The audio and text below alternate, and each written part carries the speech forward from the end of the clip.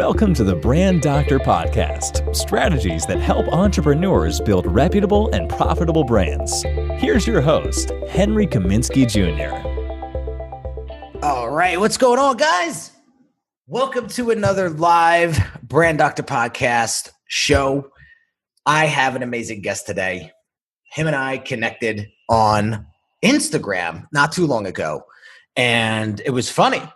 Guys from Jersey, like me. It's very hard to find these folks on the internet that are from Jersey, believe it or not. And so he actually jumped on one of my Instagram lives, and we were chatting. And I realized that he mentioned in the live that he was featured in Gary Vaynerchuk's new book, Crushing It. And I was like, oh my God, I gotta have you on the show, dude. We gotta talk about this. How do you get featured in Gary's book? And then when I checked him out even deeper, he's got over 500,000 people following him on YouTube, and he's got quite a big presence. So without further ado, I want to introduce Stephen Marinaro from AKA the Salon Guy to the show. What's going on, Steve? Henry, how you doing, man? Thank you so much for having me. And that's probably one of the best intros. You didn't botch my name. You know what I mean? I think it's the Jersey connection and the bald guy thing. We have this thing. You know what I mean? I'll tell you right now, I apologize in advance to all of my guests. I say to them, listen, I'm going to botch your name up probably. So I apologize in advance. But I seem to get the Italian last names down. if you don't, you'll wake up the next morning with the car blown up. That's true. Oh man. So Steven, let's break it down from the beginning. I want to start from scratch here. Talk to me a little bit about why you built your business, where that passion came from, and how you got to where you're at today. Yeah. Well, first thing I always tell people, I was born. And then I apologize. I have really bad jokes. My humor is horrible. It's interesting. Being the salon guy, that name came from spending 20-something years in the beauty industry. And how I got into the beauty industry was having a crush on a girl who worked at a hair salon down the street from where I lived at a very, very young age. And right out of high school, I had graduated high school, and I would walk by this place. It wasn't considered stalking back then. And I would see her from a distance, like pretty far away. And she had this striking jet black hair. And I was like, my gosh, that girl's like beautiful. And I was sure it wasn't my wife? Hey, I don't think so. You're describing my wife here. Yeah. So I was like, I want to go in there to meet her. I need an angle. So my angle was I want to go in there and just get a job, like taking out the trash or cleaning up. I went in there, and two things happened. One, I realized she was like 30 years older than I was, and she realized, oh, this is literally just a kid. So that instant like flirting from like 100 feet away or whatever just ended right then and there. And they were like, are you a hairstylist? I'm like, what do you know? I'm a high school graduate. I'm looking for a job. And they're like, well, like, we'll take you on just to kind of, what are you doing? And at the time, I was a nightclub DJ. I was DJing at one of the biggest nightclubs, New York, Limelight in New York. Yeah. City. Yep. Yeah. I was a raver, a big partier and stuff like that. And so I didn't have my career path really set, but I was still doing stuff. And that was what introduced me to the salon industry. Then I went to school for it, went to cosmetology school, worked at that salon part-time. I continued to DJ. I chose the nightlife over working at some point, which kind of messed things up a little bit. Mm-hmm. And then that really is what started my career into the salon industry, going to hair shows, finding a mentor. Like the things I learned when I was first in the industry from having my mentor are literally things that people still wouldn't even want to do to this day. Like this guy challenged me, which was like lifelong lessons that I learned from what I had to do to even get to the point where I was at. And, by 2021, I was working for L'Oreal, and which my mentor was working for L'Oreal, because I was like, I want to do just what you're doing. He was like, you need 3 years experience of working in a salon. That 3 years was like my apprenticeship, my mentorship from him, like the worst of the worst I ever experienced. And, that really is what got me into the industry. I actually left the beauty industry after about 6-7 years in. I wanted to be a hero. I went into public safety. I went to law enforcement. After 9/11, I got out, and then I came back into the salon industry. It was a tough for me to get back into as far as my hands and my craft. And then what really started the Salon Guy was based off of a tragedy. And a lot of successful entrepreneurs, they start they have this really, really low, and then they bring themselves back up and rise up. A lot of successful people, rappers, like they've all either been homeless, they've been broke, some major tragedy. I was adopted, and my mother who adopted me had passed away, right? And it was really tough for me because this is a woman who I spent my whole life caring for, and she was a widow, little Italian woman, but she was like a little tank, she was a great woman. She was in her 50s when she adopted me, so she was in her late 80s when she passed. And I said, I want to do something that is going to be in memory of her, that's going to be 100% in on me. Went onto YouTube, randomly typed in motivational speeches, and I found Gary doing his speech, like it was a Web 2.0 thing, and it was like, stop doing stuff you hate. Learned he had a book called Crush It, and I was like, this is it, read Crush It. Step 1, buy a video camera, start putting yourself out there. I literally followed that book to a T, and I spent about 3.5 to 4 years building up the Salon Guy, having no idea really how to do it, because I was one of the first guys on the internet in my industry to start putting out hair content and stuff like that. And then it was just, the last 9.5 years has been just the hustle, the blood, sweat, and tears, the sweat equity. The last 3.5 to 4 years is when I finally embraced how to become a business and how to make money off of my brand. And, so it's just been a long, long journey. I'm at the happiest stage right now because I'm all in on myself 100%, but I'm also the most stressed out. I work 7 days a week. It's literally, trying to get the clients, as trying to get them is one thing and trying to keep them is just as hard. So in a nutshell, that is basically how I've, and there's a lot of different things which we'll talk about involved in those different phases of my life. But in a nutshell, that's kind of my legacy of who I am. I love it. And so let me ask you a question, because there's a lot of, I really love the simplicity that you have when it comes to your brand itself. And it's the Salon Guy. Like, that's you, the Salon Guy. And so what went into developing that name? I want to talk about that first. And then I want to get into how the hell that you built up 500,000 followers on YouTube. Yeah. Well, I have always been a name guy. Like, even to this day, it just comes to me. It's one of those things I'm really, really good. In 1990, sometimes I forget about things I've done. Like, I forget. In 1999, I created the first ever search engine and directory of hair salons on the internet called salonsearch.com. Okay. Literally the best name you could possibly have for what it is. It still exists. I'd like to sell it, to be honest with you, but it's literally a directory of hair salons, and I just came up with Salon Search. And Salon Guy, I was thinking to myself, like, what do I call myself? Because I'm in that industry. I need a hook. I need like something about me. And I was like, I don't know, like the Salon Guy. Like, that's who I am. I just love how simple it is, and it's straight to the point. People know exactly who you are. And it was funny. I was actually watching a Gary Vee video the other day, and he was talking about crushing it. And I know you're featured in that book. And he was like, "Yeah, it's like Salon Guy on YouTube," as he said in his presentation. And I was like, "Holy shit, but he's going to be on the show on Monday. That's pretty awesome." That's pretty awesome. So I just love how you just had this natural, this natural instinct to create simplicity. And I think at the end of the day, all of our clients out there are looking for simplicity. Like, how can we help them relieve the anxiety and make things more simple in their lives? Because I think today we're just inundated with ads and inundated with information. How the hell does one keep it simple?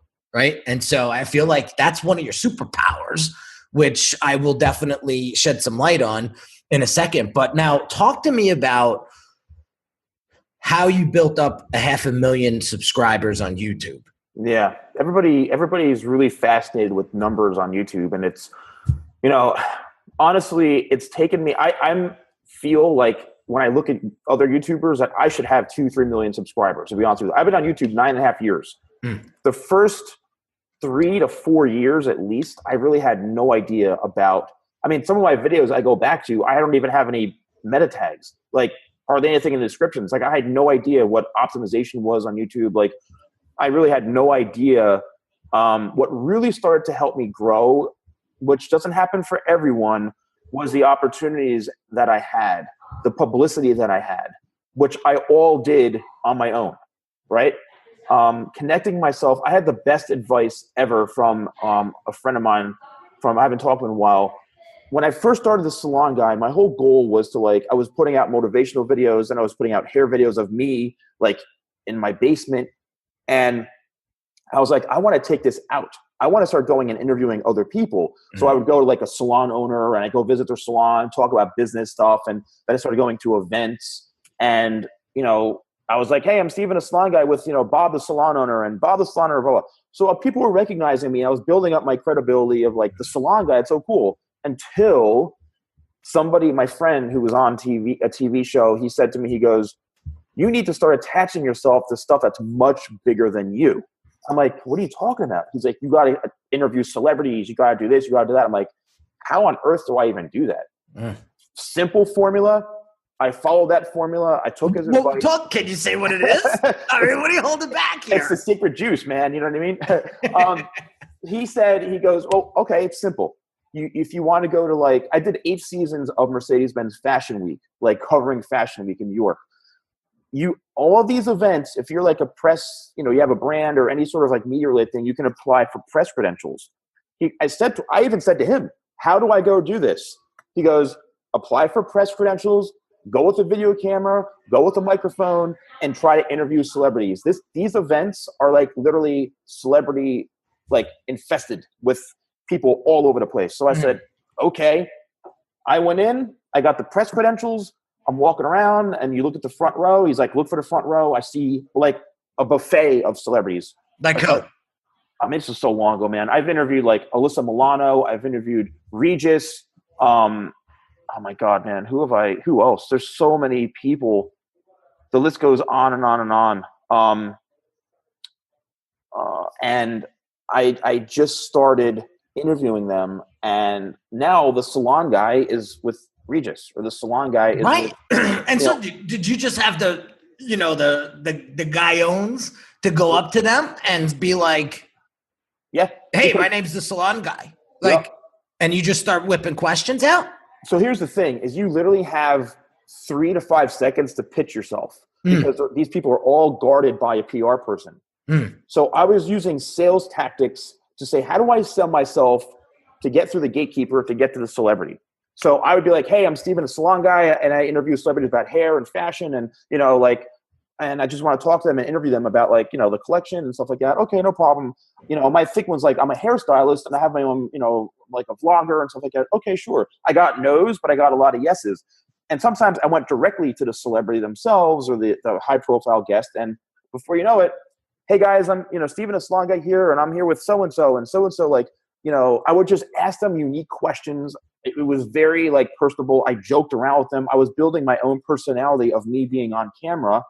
And I was already on camera anyway, but now it went from me talking with salon owners to now celebrities and fashion designers and stuff like that. And I went from that to then going to the Oscars and then going to the Victoria's Secret fashion show and then being on TV. And now how'd you get into those? Same thing. Credentials, building up the credibility of when I apply, because they always want to know what you've done. Oh, Steven's done this. Oh, because it's attaching myself to things much bigger than me. Wow. It's not easy to do. Right. But it also takes a lot of cojones. It takes a lot of persistence, dedication. Also, my training that I've had. I mean, dude, I've been through a fire academy, a police academy. The training, the things that I've had, I have this mindset of everything is a mission. I'm very tactical. And I have to execute this mission and make it happen. And that's it. Nothing gets in my way. It's a very tactical approach, which I understand not everybody has that experience or that sort of training, but it's a very tactical approach to achieving what I need to achieve, and nothing gets in my way. Very, I observe. I'm very I can look around and start planning things in my head. I also had a great partner with me, my video guy. He was like my personal assistant. Him and I had this thing down to like a T. He would start browsing the front row. He goes, so-and-so's here, come down. I'd come down, the mic was set, the camera's ready to go, jump in, bam, lock it. Even if it was like 30 seconds, I still got what I had to get. Yeah. Dude, it was him and I like had this thing down to a T. It's like Batman and Robin. Pretty much, man. His name is Nino. and Nino and I used to do this all the time, dude, all the time. And then I ended up getting, Good Morning America. I was on TMZ Live like 9 times, like, again, at the Oscars. I've been on like so many, Jerseylicious, I was on that. That got me a lot of publicity. So again. Oh, that's right. I know, dude, you're starting to come to now. Yeah. Yes. Okay. Yeah. I remember you on these episodes. Yeah. So here's what was happening is, I have a YouTube channel. So all the publicity, all the hype just kept starting to funnel back into my YouTube channel. But then again, I still didn't understand how to really build a channel until I started saying, you know what? I have to start doing celebrity hair stuff. So I started doing celebrity hair tutorials and recreations and this and that so I can attach myself to celebrities. And then it's been, the last 4 years, I'd say, is when it's really been growing for me. I've been shouted out by, PewDiePie. I've been shouted out by like all these YouTubers. I've been remixed by Macklemore. I've had so many accomplishments on YouTube that I'm a pretty like laid back, like just humble dude. Like some of the things I even forget sometimes. I'm like, oh yeah, I forgot. Like you seem very modest. I feel like I'm pulling teeth to get this stuff out of you. That's that's me. And I'm just because that have my upbringing, how I was brought up, how I treat people. I'm just, it's like, it is what it is, because I can connect. There's an emotional connection to everything that I've gotten. All stems from coming within because it all was a challenge. Everything that people will need to realize is when they accomplish something, especially if you've done it yourself, all stems from within of how you've gotten that and what you've done. So as much as people see the glitz and glam of what I've done, entrepreneurship is not like a glamorous life. I work 7 days a week for the most part. I'm still working just as hard. They say it's lonely at the top. I say it's lonely at the middle. Yeah. I'm kind of at the middle right now. And yeah. So I do want to just pause for a second and just acknowledge our Facebook audience. And for those that are actually tuning in on this Facebook Live, if you have any questions for Steven, drop them in the comments. And as we continue the show, I'm going to be looking at the comments and looking at some of these questions. So feel free. This is open engagement here, guys. It's not just you just watching two bald guys talk to each other. I want to invite you guys in to the conversation and have some questions for Steven, because here's the guy that has done a tremendous amount of publicity, great publicity for himself, and has built a name around himself for quite some time, and has been really, really successful at it. And he's continuing to strive and to build. And so here's your chance to talk to him, face to face.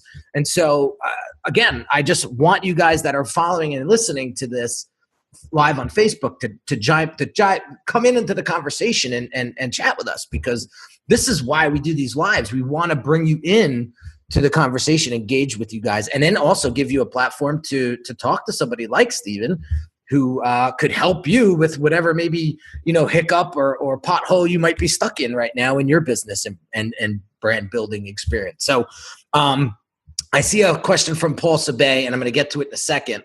So one of the things, Steven, that I'm seeing from the outside is that you are a very humble and modest guy. And I think that I think this is a Jersey thing, to be honest with you, that I think that like when we talk about these types of things, out loud, it comes across as if we're bragging, and Jersey kind of gets that, that reputation that, we're loud and obnoxious and, we like to brag and we like to flash and, those types of things. But it's not real. It's not true. But I think a lot of the stuff, when I was coming up, I had the same issue. So I'll give you a quick example. I tell this story a lot, but as I was getting coached by my mentors, they were saying the same thing. Like, you got to get your personality out there. You got to share your experiences out there. And it's funny, me and my wife, we were driving down the street. We were going to Home Depot. We were renovating our new bathroom. And I was watching a Gary Vee video on my phone, and she heard him talking about documenting and this and that and sharing your story and getting out there and showcasing and blah, blah, blah. And she says, Henry, you've been doing this for 8.5 years at the time. She says, why aren't you talking about your successes, your failures, how you grew this business from absolutely nothing? And it was that day that I was like, we got to do this. And so I had the same problem. I had the same mindset. Like, well, one, who the hell's going to listen to me? Like, and who cares? I'm not that special. Number two, working with Bon Jovi's team and working for Fabio Viviani and Russell Brunson and all these people, like, who cares? People are going to be like, he's showing off. He's bragging. And it's just like, no, that's all in your head. Like, strip all that crap out and look at it from a helpful, like, you're helping these people and you're sharing your experience. So you're building credibility. And so you're building ethos. And that was one of the things that I wanted to talk about, in this conversation with you. When my mentor was coaching me in this particular area of branding, he was like, you are a tremendous wealth of information. You even said it offline. And the thing that you're missing is ethos. And I was like, what is ethos?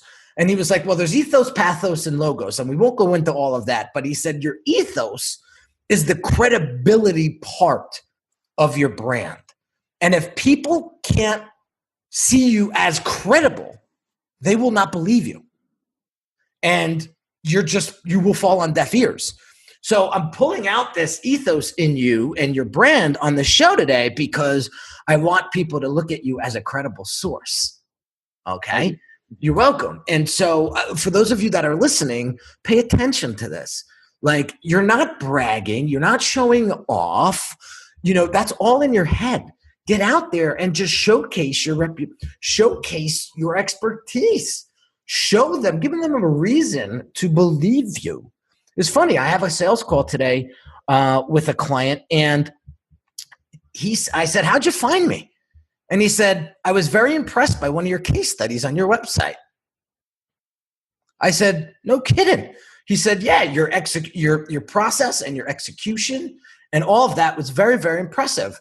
Now, had I not had that case study section on my website, what would say I'm going to go with Henry versus the other guy that does exactly what I do? And so very, very important when we're talking about building credibility, building a following, building an audience, building a reputation. If you don't give them a reason to follow you, then and showcase your expertise, then how are you going to stand out from all the other noise? Right? So, all right, I'm going to shut up. This is your show. So talk to me about how you actually built the YouTube channel now to 500,000 subs. Yeah, I mean, so from the credibility aspect, like you just mentioned, and thank you for kind of acknowledging, it also stems back to your story. I think your legacy. It's like, why are you an Apple guy? Most likely it's because you've watched like the movie Steve Jobs, or you believe in him, or you know what I mean? Or so everybody follows who they follow because of their legacy. On YouTube now, I'm really trying to push that of like, and I'm in a very competitive space, which, we'll talk about hopefully at some point, but I'm in a very competitive space. But building up the actual like technically is creating, a schedule. I would like every Monday, Wednesday and Friday, I'm posting videos. I've tried 5 days a week. I've tried, 1 day a week. I was very inconsistent earlier on. I was posting. You have to literally put yourself into your own world and be so committed to that one video that you're making, and nothing else around you is going to distract you. You have to be all in on the video. So I see so many people out there that are trying to put out content and they're so passionate about what they do. And it just comes down to the lighting is horrible. The video quality is horrible. and I watch people who are just like the same, just regular people that are posting stuff, and their stuff looks so much better just because of the presentation, the editing. They make it more fun. They make it more engaging. So it's really, you'll learn how to edit, learn how to shoot video properly, watch videos on YouTube. I learned how to shoot and edit because early on, when I was doing all these interviews and these event cover, I used to get asked every 5 minutes to go to an event to cover it because everybody knew the Salon Guy was hot and trendy, and he's the one at all the events. He's like the Ryan Seacrest, and he's getting it. So there was no money in this. There was no money. I would literally give a camera guy, here's $20 for gas. Like, I'm literally making no money on this. The reason you're here is because I appreciate you believing in me and there's opportunities, but like I have like 10 or $20 for gas. Like, here you go. And I always learned, and this is probably like an Italian thing, I think, is always take care of people. You know what I mean? No matter what it is. Here's $10, man. Here's $15. Here's $5. Like, I don't care how much it is. Show appreciation to the people who are supporting you in some sort of way, because so many things that I went through, I never even got to thank you. Yeah. So it's the truth. Yeah. No, it's the truth. You go on it. You without people, you will not.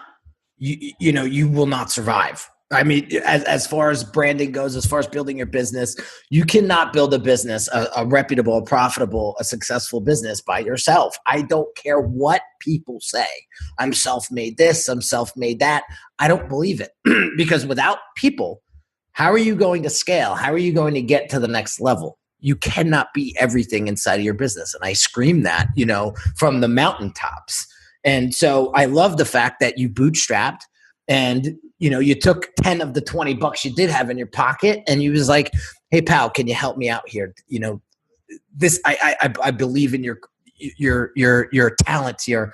This is going to be something one day. And for those folks to believe that and to come in and come on board, listen, that says a lot about them and it says a lot about you. And so let me ask you a quick question though. Where did you get the content ideas from? Like, I'm constantly hustling online and joining groups and just asking questions to see where the pain points are so that I can develop content around it. So how'd you develop contents that got massive viewership? Like I said, attaching myself to celebrities. That's it. So people saw the celebrities. So you connected so this is great. Russell Brunson talks about this in his book. Yeah. You elevated your status by getting around higher caliber, higher status people. Yep. And that literally just from association brought you to the next level. I mean, I've seen it 1,000 times. Russell Brunson talks about me a lot. And Branson? I'm sorry. Yeah, no, Brunson from the ClickFunnels. And a lot of folks that come into my world, I ask how you found me, and they say, "Oh, well, Russell talked about you on his podcast, or Russell had you in one of his videos, or Russell." And I said to myself, "Okay, so look at what happened here. I'm basically now associated with Russell as the funnel guy. He coined me as the $1 million brander, and I never played up on that." That name. I should have played up on that name a lot, but just goes to show when you get around the right people, the right thing starts to happen. Right. Yeah, so you hang around. Yeah. So I got a couple questions here. Paul Sabay, he's awesome. He always comes on the show and he's always asking great questions. So I want to get to a couple questions here. We're kind of at the halfway mark. What top 3 events do you enjoy going to hone in on your craft? Well, being that, I'm by trade a hairstylist, I used to go to like trade shows, but, and I haven't been doing a lot of event coverage as of now, just because honestly, there's no money in it. I mean, and I'm more of an entrepreneur right now. And for those like 3 to 4 years of going to events, I literally was spending money. Like, I was not making any money unless I went to a brand and say, hey, I'm going to be at the Oscars. And I started to learn after a while, hey, I'm going to be at the Oscars. How would you like to sponsor my content? And then be like, what do you mean? I'm like, well, when's the next time you're going to be attached to the Oscars? Pay me $2,000 to be in my video. And literally I put your logo at the beginning of my video and give you a shout out while I'm on the red carpet at the Oscars. So I like that. Yeah. That's fancy footwork right there, my friend. That's great thinking. because I mean, and that, I probably could get double that now. Like, you know, so I was thinking to myself, because how am I going to go to LA, pay for my travel, pay for my hotel, my room board, like pay for a camera guy? How am I going to pay for all this? So even if somebody paid me $2,000, like I probably made zero on that because it all went to the experience. But at the same time, I would say to people, hey, guess what? You're on my team. You're also going to you're going to be involved with what I'm doing. So it's worth some value to you. You know what I mean? Right. Now, listen, you put that on your resume. You put that in your experience bucket. Like, that makes sense. Okay, good. So lately I've been going to a lot more like business networking events, things that where there are more opportunities for me. I know I can go to mostly even outside of my industry now, because I'm so much more on the entrepreneur mindset, the social media stuff, the branding, the business, you know. I like to be like featured. Sometimes people bring me on as a guest. They'll be like, you know, so I think going to events, you have to really make sure it's going to be worth your while at this point. If you're paying for it, if you're asked to go to one, you have to make sure it's going to be like something that you're going to get something out of, and that it's going to be the right move for you to do with your time. Okay, good stuff. All right, I have another question from Lee Scott. He says, hey, Steven, do you have any advice for Twitter? It seems to be a constant struggle for me to get any engagement. I have had to wade through mud to get to 92 followers. It doesn't seem to ever get any retweets. I engage and retweet others, like comments, join conversations. I just don't seem to get anything back. Yeah. You know, I have my own struggles with Twitter too. This is what I do. I use Twitter literally for a sales tool. This is another secret sauce, right? That's why my last name is Marinaro. I got the sauce over here. You know what I mean? I'm ready. I love it. So this is what I do. I have a book coming out too. It's actually in the whole process. They're working on the cover. It's going to be published soon. And in my book, I'm outlining the secrets to what I do on all these platforms. So Twitter specifically, what I do is, it depends on what industry you're in. Like if you're just like a dude and want to like engage with people on Twitter, then you can keep trying. It's a tough battle. But what I do, if you're a business, if you're an entrepreneur looking for brand deals, sponsorships, this is it. You guys, are you listening? Tweet directly at the brand you want to work with. Hey, at Nike, I'm looking to do some sponsored content or work with you guys creating some content. Who can I reach out to? All of a sudden, at Nike responds, oh, hey, thanks for reaching out, you know, email, blah, blah, blah. Some of my biggest deals that I've landed is literally direct tweeting to brands, because you think, one, it's public. If they don't respond, they may think, oh, we're going to look bad. We have to respond. Next thing you know, that translates into either a no, we're not interested, or like, yeah, let's do something. Interesting. Okay, cool. So he's in the luxury watch strap business. Okay. Lee's a client of mine. He's a phenomenal designer, and he's created these beautiful luxury watch straps for Rolexes. And I mean, they're just built with just such quality, and he's doing one hell of a job on Instagram. I don't know if we're connected on Twitter yet, Lee, but we will make that happen after today's live. So some of the brands that I could see him connecting with is like some of the high-end fashion Instagram pages, right? How can they collab together? You know, we would have to take some time and strategize that out and figure out how could Lee be of value to them and vice versa, right? Like, but I could see him reaching out to Rolex directly, right? Give that a whirl. You never freaking know. But then look at some of the indirect connections there inside of the luxury watch world as well, right? Yep. There's actually a guy on YouTube who just had me on his show. He's doing a podcast, and he reviews watches. He's like a watch guy, and so there's a lot of people. There's like these monthly boxes of fashion that get watches. There's so many watch companies on the internet now that are just sending influencer stuff for free just to get a review. So it's connecting with those brands, maybe those watch companies, building some influencer marketing. One of my clients, actually, because I still see clients privately, I do their hair and stuff. One of my clients is the CFO of Rolex. Mm. So, I mean, we talk about stuff all the time.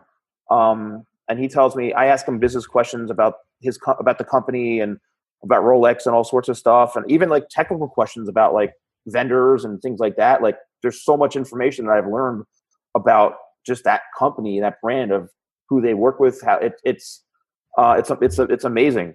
That's awesome. Yeah. So it's again, it's networking, it's connected with folks, it's getting out there. It's that DM. I mean, Gary does talk about that a lot lately. You know, the connections, the relationships, you know, they're all in the DM, you know, that direct message, the private message, you know, taking the conversation from public to private and just creating that relationship. You know, I put a post out on Instagram last Friday, you know, I said relationships first, business second.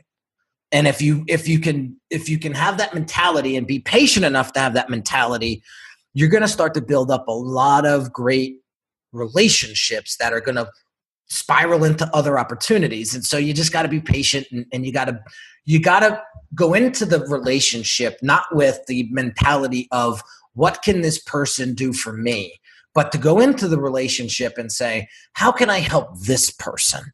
And that was a big mindset thing for me. All right. I'll be honest with you. When I was coming up, I came up in the nightlife industry too, believe it or not. I was the one that did all the nightclub flyers for everybody for 5-6 years straight, you know, and I had all the accounts in New Jersey, New York, all of them.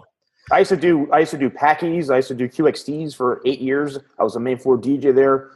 I did the Melody Bar in New Brunswick. Yeah. So it's funny. It's funny how it's ironic how we both came up in that industry. And so, you know, but here's was my mentality, right? What can they do for me? Like let's create this relationship so I can get something out of it. Right. And I lived my life like that for years. And let me tell you something, that's not the way to build a business. That is not the right mindset to have. And when you can let that go and release that and put it on, just erase that and be more of a servant leader, that's one of the things that I've just been consuming tremendously and just watching all of the successful entrepreneurs in 2018 and beyond. They're coming from this serving. What can I do for you? I know when I'm working with an excellent client, when they come on into my world and they say, how can I help you? You know, Fabio Viviani the other day said something beautiful on the phone. He said to me, Henry, what are you trying to do for the next 6 months? And I said, I'm just trying to get in front of more notable people. I'm trying to get in front of a larger audience because I have a lot to say and I want to help a lot of people build a great brand and business. And he says, this is what I'm going to do. He said, let me just get through this launch. And he says, write me a quick little 5-lined email that I could use as a template. And I will connect you with 30 of my friends at least once a week and get you in front of some. And he goes, now, don't get me wrong. Some people are going to say no and be okay with, you're going to have to be okay with that. But he said, you're going to get some yeses too. Wow. And, you know, for Fabio to take time out of his day, right? The guy's got like 200 restaurants across the country. He's $100 million man. He runs very successful businesses. He's going to do that for me. Mm-hmm. Right. And it almost, I'm sitting here at my desk almost in tears because Fabio said, dude, you're family now. Mm-hmm. And like I could cry now just thinking about it. And I got to think about those things and how blessed I am and grateful I am for those people to want to do that. But that's great leadership. That's how those folks got to where they're at, not by taking, right? Yep. There's a big lesson learned. So I don't want to skip this, but we are wrapping up and we gotta start wrapping up here. How the hell did you get featured in Gary's book, Crushing It? I feel like we're just getting started. Jeez, we haven't even gotten to the real heavy duty stuff. So, okay, quick story about Gary is 9.5 years ago or so is when I learned about him, read the book, Crush It. I would send him tweets. I would send him emails. Nothing would happen. And then one day I learned about he had the wine store over in Springfield, wine library. I said, all right, let me try something. So I went over there and I met his brother-in-law, Justin, and I just introduced myself, and I'm like, oh, I'm a big fan of Gary, and, we're talking. He gave me a tour around the whole place, and we had a great conversation. I bought some wine just to, show some support. I did buy some wine, and I'm walking out to my car, and I'm like, what am I, an idiot? What the hell am I doing? I was literally about to leave and go home, and I said, I have to do a strategy. So I went back, I went to Justin. Hey, Justin, can I get a photo with you? Yeah, of course. Took a photo with Justin, tweeted it to Gary. Hey, with @Justin @Wine Library, blah, blah, blah. He retweeted it and said, amazing. So all of a sudden it went from that to, buying, again, going to connect with Justin, buying some wine, emailed Gary, and he responded. Finally, after a year and a half, he responded back. He's like, oh, I know you've been to the store and, getting some wine. That's awesome, blah, blah, blah, blah. So, because now he saw that I'm supporting him by buying wine, and I bought Crush It and all that stuff. So he sees me as, a customer who's bringing value to his business. So made that connection with him. And then we set up a phone call. He did a 15-minute phone call with me, and we talked and we connected. And then he had me on a random live stream he did. We're talking 8 years ago or something like that, 7, 8 years ago. He had me on there, just building up some rapport with him, building up a relationship, randomly connected with him, staying in touch. I email him for some questions, some advice here and there, never abusing any of the relationship, seeing him in person a number of times, just a journey of building up credibility with him and not ever asking him or taking advantage. And then a year and a half ago or so, when he was doing a live stream event on his YouTube page about Crushing It, or no, not about Crushing It, about one of his books, and he was doing this 9-hour marathon, and I guess they saw I was on the marathon on the live stream, and they said, oh, we're going to bring you on. So I was brought on, and Gary's like, hey, blah, blah, we're talking. I was like, Gary, can I just share with you what I've done in the last couple of years because of you? He's like, of course. So I told him, oh, Good Morning America and this and blah, blah, blah, blah, blah.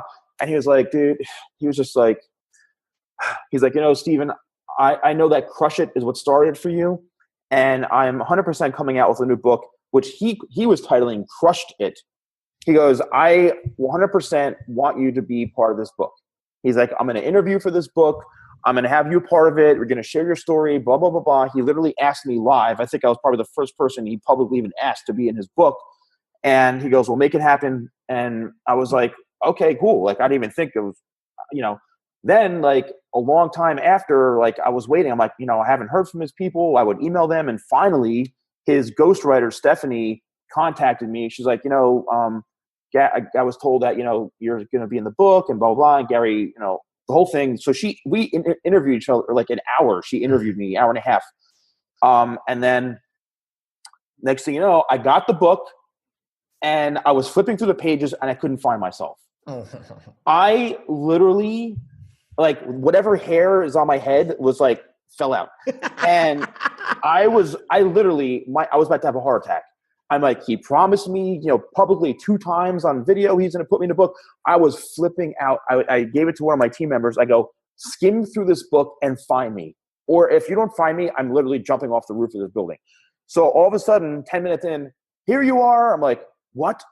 So I go in. Now, I thought I was going to have a bigger portion in the book, not to be super, whatever, but just she interviewed me for so long. And I guess there were so many hundreds of people, I guess, they had talked to or whatever.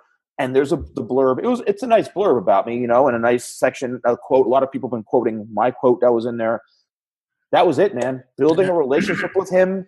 So I want to highlight that to the folks that are listening and watching, how important it is to, again, be patient, create a relationship with an influencer out of pure love, not expecting anything in return. I love the approach that you gave first. I mean, you basically used his teachings and his education on him. And not like you did it maliciously by any means, but you came first with value. And that is something that when people say, And that's his big thing, 51-49. I want to help you 51% all the time. And that's some of the things that we need to do as entrepreneurs when we're building our brand. I don't care if you just started. I don't care if you're 10 years in like we are. You're 20 something years in, right? Like that should never stop. I think that look at John Paul LaGeorgia. Is it LaGeorgia? LaGeorgia. Yeah. Like when I saw that documentary on him, I think it was Netflix it was on my cable. It was on demand. I could not believe this guy lived out of his car twice. And now he owns like tremendous. Oh my God, he's over 100 million, right? He might be in the billions at this point, right? But guy owns Patron, tequila, the whole nine, right? Dude, that guy just gives. And it's like the more this guy gives, the more opportunity he gets. Like the bigger he grows. And so I've been thinking about that a lot lately. And I said, how do I become part of that? How do I make Unique Designz part of something bigger? How do I make an impact? So I went around and I started looking at nonprofits. I started looking at things that I found that I wanted to contribute to because it not only makes me feel good, but I am impacting hundreds of people and thousands of people, and so I pick and choose what those things are wisely, but you got to give. Like, it's not this take mentality. You're never going to get anywhere. And it's funny when I see people walking around, like I was at this leadership dinner the other day, or this breakfast the other day. And, there were some folks out there that I just got this weird energy from, because it was like, take, versus like, let me just provide value to you, and so huge nuggets there.